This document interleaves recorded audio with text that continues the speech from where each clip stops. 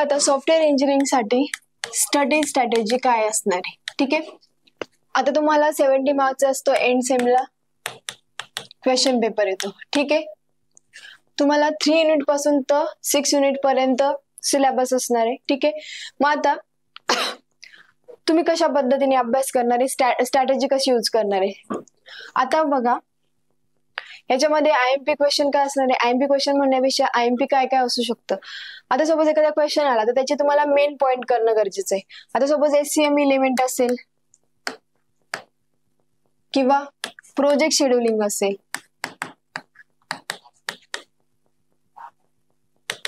आता project scheduling मध्ये याचे 2 टाइप असतात. कंपार्टमेंट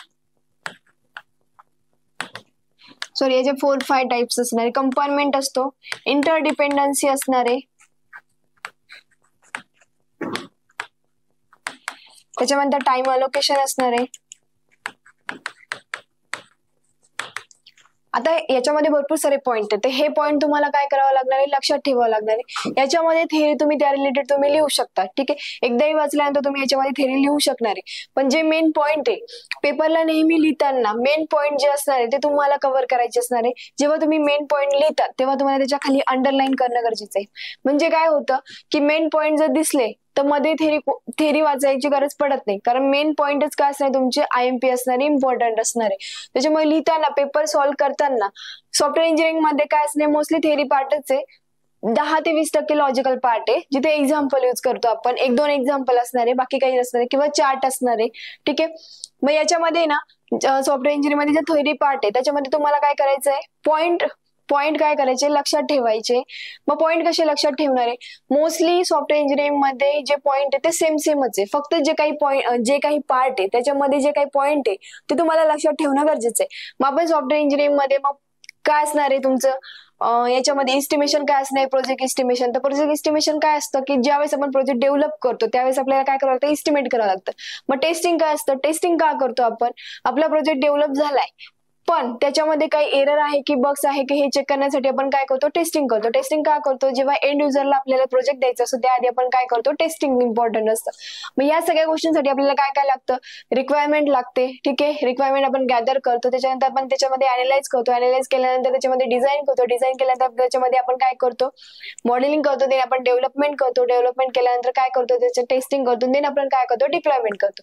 तर ह्या ज्या 7-8 स्टेप आहे तर ह्या तुम्ही मेन पॉइंट आहे हे तुम्ही लिहू शकता आणि याच्या रिलेटेड तुम्ही थेअरी लिहू शकता. एकदा वाचल्यानंतर तुम्ही थेअरी सॉफ्टवेअर इंजिनिअरिंग मध्ये कसं लिहू शकता. सॉफ्टवेअर इंजिनिअरिंगचं जे काही आहे पेपर तुमचं मोस्टली काय असणार आहे, थेअरी पॅटर्नच असणार आहे. सपोज तुम्हाला 8 मार्कला क्वेश्चन आला, कोणताही क्वेश्चन आला, सपोज कोकोमो 2 मॉडेल आला, मग 8 मार्कला क्वेश्चन आहे तर तुम्ही कसं लिहिणार आहे, ऍटलीस्ट 1.5 पेजेस ते 2 पेजेस तुमचं आन्सर असलं पाहिजे. मग कसं लिहिणार आहे त्याच्यामध्ये, कोकोमो 2 मॉडेल काय आहे तुमचं, काय असणार आहे कोकोमो 2 मॉडेल तुमचं, हे एक टेक्निक असणार आहे. ठीक आहे, इस्टिमेशन टेक्निक आहे ही तुमची. कोकोमो 2 मॉडेल काय तुमची इस्टिमेशन टेक्निक आहे.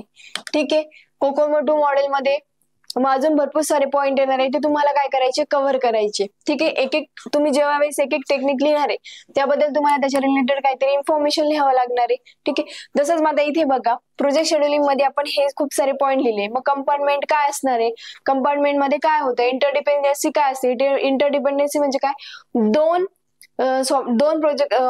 जे मॉडेल आहेत त्या मॉडेल मधले इंटरॅक्शन कसं असणार हे तुम्हाला थेअरी पार्ट मध्ये लिहायचं. तुम्ही कसं लिहिता त्याच्यामध्ये बेसिक हे इम्पॉर्टंट असणार आहे. ठीक आहे, त्याच्यानंतर जर मग लक्षात कसं ठेवायचं, लक्षात ठेवताना एक लक्षात घ्या, ज्यावेळेस आपण पॉइंट वाचतो ते नोट करून ठेवत चला. आता सपोज तुम्ही एखादी स्लाइड बघताय, स्लाइड मध्ये तुम्ही थेरॉटिकल पार्ट बघतायत पण त्यामध्ये जे जे मेन पॉइंट आहे ते तुम्ही कव्हर करत चला. देन तुम्ही ती थेअरी लिहू शकता, म्हणजे तुम्ही एकदा वाचल्यानंतर पण थेअरी काय करू शकता, कव्हर करू शकता. मग अशा प्रकारे तुम्ही पेपर सॉल्व्ह करायचे. 8 मार्क्सला असेल तर तुमचं ऍटलीस्ट 1.5 ते 2 पेजेस तरी आन्सर असलं पाहिजे. मग 6 मार्कला इथे 8 मार्क्सला तर 2 पेजेस धरूनच घ्या.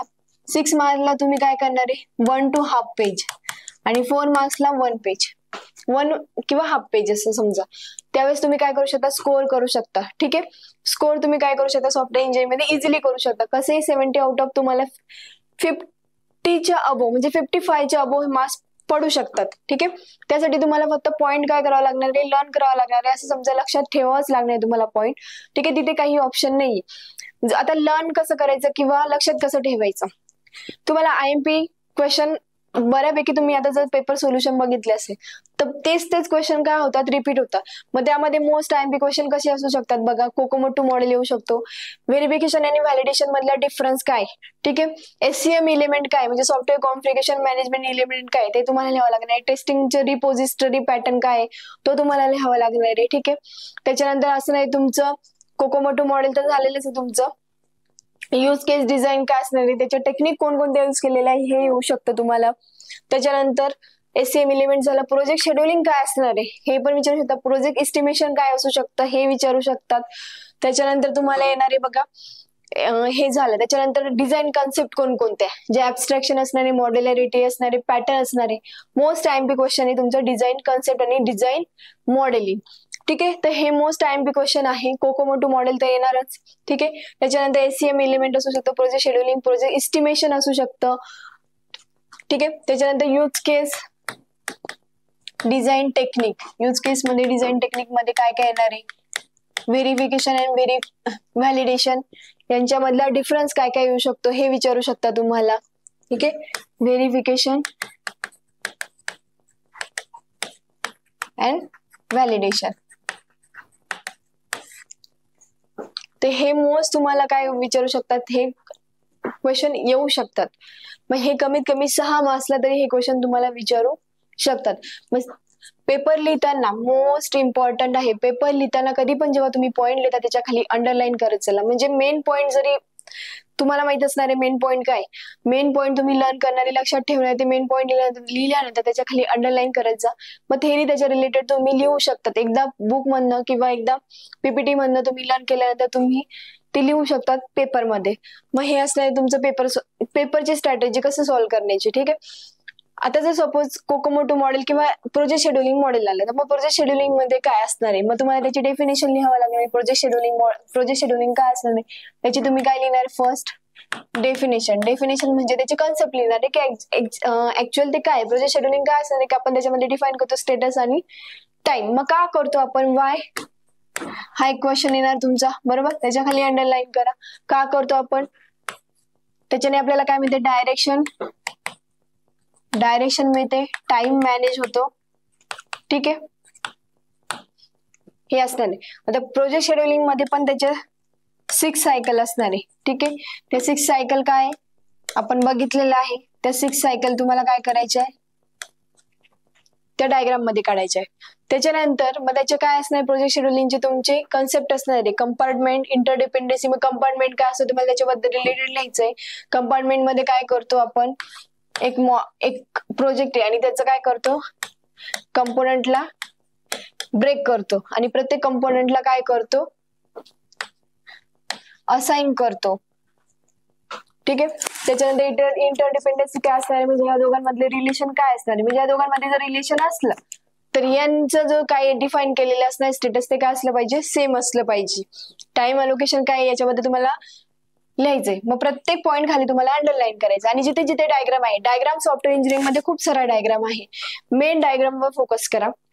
डायग्राम काढल्यानंतर डायग्राम जेव्हा तुम्ही काढता त्याच्या खाली जे काही फिगरचं नेम आहे ते प्रॉपर फिगरचं नेम देत चला आणि त्याच्या रिलेटेड तुम्ही काय लिहित चला, इन्फॉर्मेशन लिहा. म्हणजे त्या आता सपोज युनिट टेस्टिंग आहे, मग टेस्टिंगचे पार्ट आहे तुमचा white box, black box, system testing, integration testing, unit testing. हे पण मोस्ट इम्पॉर्टंट क्वेश्चन आहे. ठीक आहे, युनिट टेस्टिंग असेल, युनिट टेस्टिंग मध्ये तुम्ही जर एक्सप्लेनेशन लिहिलं, फक्त एक्सप्लेनेशन लिहून गरजेचं आहे का, नाही. युनिट टेस्टिंग काय करतो, एक मॉड्यूल आहे तुमचं, बघा इथे तुम्हाला क्वेश्चन विचारला गेला व्हॉट इज युनिट टेस्टिंग, तर काय करणार आहे तुम्ही, फर्स्ट युनिट टेस्टिंग काय असतं तुम्ही लिहिणार आहे की एक मॉड्यूल आहे, त्याची आपण छोट्या छोट्या कंपोनंट मध्ये त्याचं ब्रेक केलं, पार्ट केले आणि प्रत्येक छोट्या छोट्या कंपोनंट वरती काय केलं, इंडिव्हिज्युअली आपण काय करतोय, टेस्टिंग करतोय. मग हे तुम्ही थेरॉटिकली लिहिताय, पण हे जर तुम्ही डायग्रामॅटिकली काढलं तर हे पटकन लक्षात येतं. हे तुमचं एक मॉड्यूल आहे, हे तुमचं काय असणार आहे, मॉड्यूल असणार आहे. डायग्राम व्यवस्थित काढा, मी रफ काढते. हे तुमचं मॉड्यूल असणार आहे. त्याच्यानंतर तुम्ही त्या मॉड्यूलचे काय करताय, छोट्या छोट्या कंपोनंट मध्ये, पार्ट मध्ये त्याला ब्रेक करतायत आणि इंडिव्हिज्युअली काय करताय, प्रत्येक कंपोनंटला काय करताय तुम्ही इंडिव्हिज्युअली टेस्ट करतायत. इंडिव्हिज्युअली काय करताय, टेस्ट करताय. हे आपल्याला लक्षात ठेवण्यासाठी जरी ही डायग्राम असेल तरी पेपरला डायग्राम काढा. म्हणजे काय करतो, जेव्हा थेरी वाचण्यापेक्षा आपण काय करतो की डायग्राम इझिली समजते की ऍक्च्युली याला म्हणायचं काय, की युनिट टेस्टिंग असतं काय. तेच मध्ये इंटिग्रेशन टेस्टिंग मध्ये पण तेच आहे बघा. इंटिग्रेशन टेस्टिंग मध्ये पण त्याची अप्रोच आहे, बॉटम अप आणि टॉप अप्रोच. आता इंटिग्रेशन टेस्टिंग सपोज हे, तर काय करतो आपण, जे आपण मॉडेलला सेपरेट डिवाइड केलं होतं बरोबर ना, तर यांना काय करतो आपण कंबाईन करून काय करतो, यांच्यावरती टेस्टिंग करतो. ती असणार तुमची इंटिग्रेशन टेस्टिंग. ही असणार तुमची इंटिग्रेशन टेस्टिंग. तर तुम्हाला टाईप पण लिहायची असेल तर टाईपला सुद्धा तुम्हाला काय करावं लागणार आहे, डिटेलमध्ये डिस्क्राईब करावं लागणार आहे. आता इंटिग्रेशन टेस्टिंग मध्ये अप्रोच आहे बघा. मग तुम्ही इथे असं डायग्रामेट्रिकली काढणार आहे इंटिग्रेशन टेस्टिंग. इंटिग्रेशन टेस्टिंग मध्ये पण त्याचे दोन टाईप आहे, नॉन फंक्शनल आणि हे असणार तुमचं फंक्शनल. पेपर मध्ये लिहिताना कसं लिहिणार आहे बघा तुम्ही, फंक्शनल. याला स्केल वगैरे व्यवस्थित वापरा. मी असंच रफली करते. नॉन फंक्शनल मध्ये काय असणार तुमचं, बिग बँग हा टाइप होता. आणि तुमचं फंक्शनल मध्ये काय असणार आहे, फंक्शनल मध्ये काय असणार आहे तुमचं, सिस्टीम, रिग्रेशन,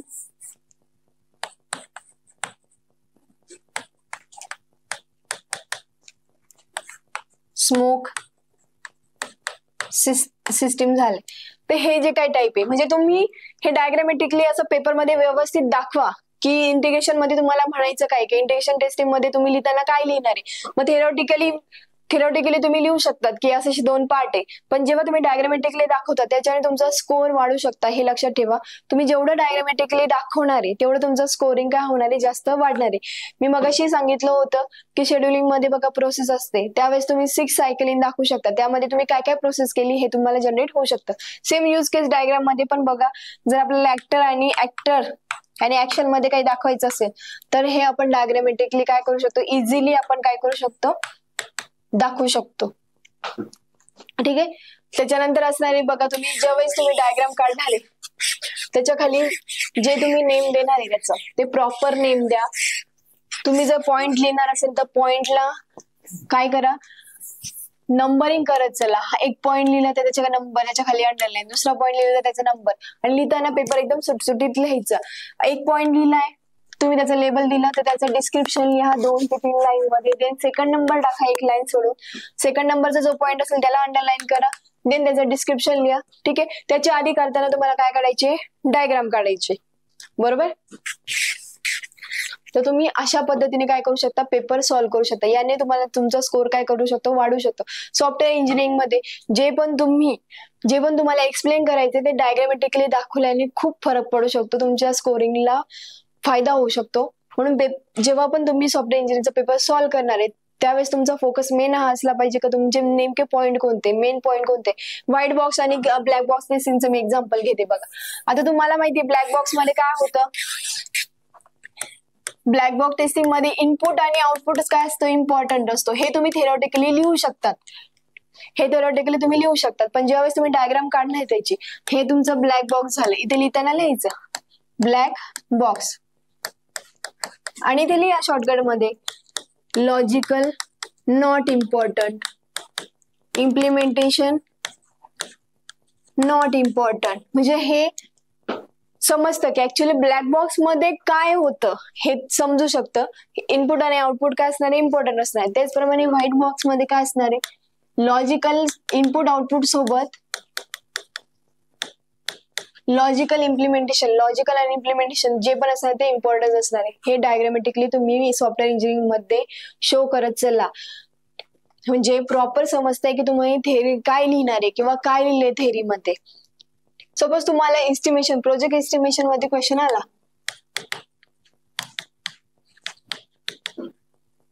याच्यामध्ये आपण टेक्निक यूज करतो ती आहे डिकम्पोजिशन टेक्निक.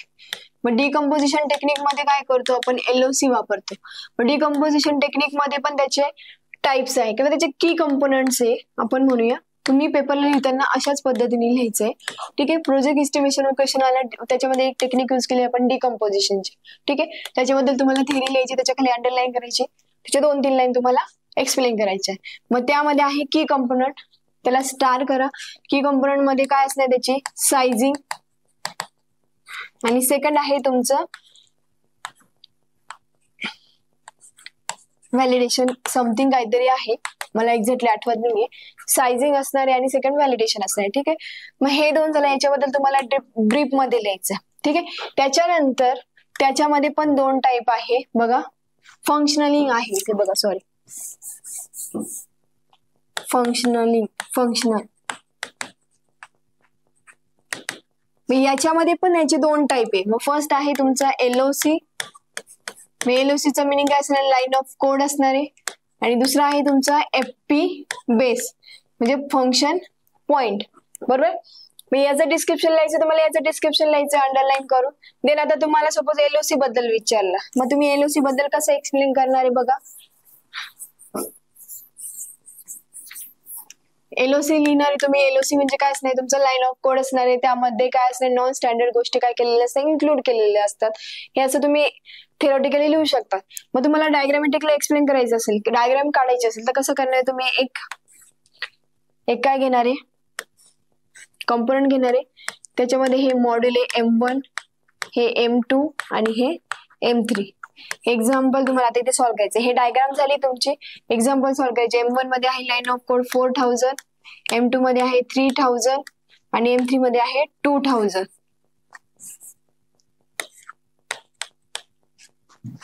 मग आता बघ यांची ऍडिशन केली. टोटल लाईन ऑफ कोड किती आले आपले 9000. तुम्हाला ब्रीफ मध्ये लिहायचंय, मी शॉर्टकट मध्ये लिहायचे. मग आपल्याला टोटल डेज काढायचे. मग कसं काढणार, 9000 अपॉन 100. मग टोटल येतात हे. म्हणजे तुम्हाला असं डायग्रामॅटिकली, आणि ज्यावेळेस तुम्हाला एक्झाम्पल विचारलं जाईल त्यावेळेस तुम्हाला असं एक्सप्लेन करायचं आहे. मग LOC मध्ये काय होतं, existent line of code use केले तर त्याचा रियूज होऊ शकतो, मिसयूज होऊ शकतो. रियूज नाही म्हणता येणार, मिसयूज होऊ शकतो. आणि FP काय असतं तुमचं, फंक्शन बेस. आता तुम्हाला FP वरती क्वेश्चन विचारला गेला, व्हॉट इज, तुम्हाला हा IMP क्वेश्चन आहे, व्हॉट इज LOC आणि व्हॉट इज FP. मग LOC चं मिनिंग आहे तुमचा लाईन ऑफ कोड आणि FP चा आहे तुमचा फंक्शन पॉइंट. मग फंक्शन पॉइंट काय असतं तुम्हाला ते लिहावं लागणार. याच्यामध्ये स्टँडर्ड गोष्टी इन्क्लूड केलेल्या असतात. त्याच्यामध्ये स्टेटमेंट असतं, लूप असतं, कंडिशन इन्क्लूड असते FP मध्ये. FP चे पण 2 टाइप आहे, ट्रान्झॅक्शन आणि सेकंड आहे तुमचा डेटा फंक्शन पॉइंट. मग याच्याबद्दल तुम्हाला ब्रीफ मध्ये एक्सप्लेन करायचंय. म्हणजे तुम्हाला अशा पद्धतीने पेपर काय करायचंय, सॉल्व्ह करायचंय.